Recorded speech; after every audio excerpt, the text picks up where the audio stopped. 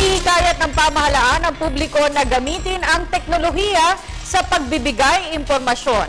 Ayon kay PCOO Secretary Sunny Coloma, ang mga makabagong gadgets ay susi upang mas maging mabilis ang paghahatid ng balita at impormasyon ukol sa mga programa ng pamahalaan.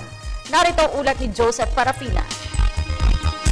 Hinimok ni Presidential Communications Operations Office Secretary Herminio Sunny Coloma ang mga dumalo sa 2013 Digital Asia Conference sa One Esplanade Mall of Asia sa na gamitin ng mga makabagong gadgets sa pagpaparating ng mga makabagong ring kaalaman sa mamamayan. Ito man niya isang bagay na ginagamit ng administrasyon ni Pangulong Aquino para maipadama sa mga mamamayan ang tuwid na landas sa pamamagitan ng pamimigay ng impormasyon ng mga proyektong dapat mabatid ng publiko.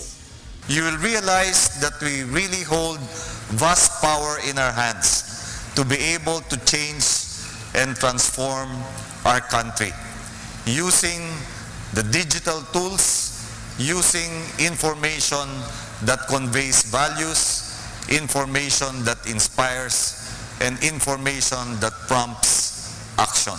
Bukod sa naglalaki ang mga digital signages, iba't ibang mga speaker din mula sa iba't ibang bansa ang nagbigay ng lecture hinggil naman sa mga latest innovations sa larangan ng digital electronics billboards. Binigyan din ng pamunuan ng Global Tronics at ng Outdoor Advertising Association of the Philippines na napapanahon na para ma-upgrade tayo ng mga ginagamit ng mga signages para naman lalong mapadali pa na may parating sa publiko ang mga mensahe ng sinumang grupo. Pinasalamatan din ng mga ito ang direktang suporta ng Presidential Communications Operations Office sa kanilang hangarin. Mas madaling magtatagumpay ang anumang grupo kapag nakikita nila ang suporta ng pamahalaan sa maayos na adhikain tulad nito.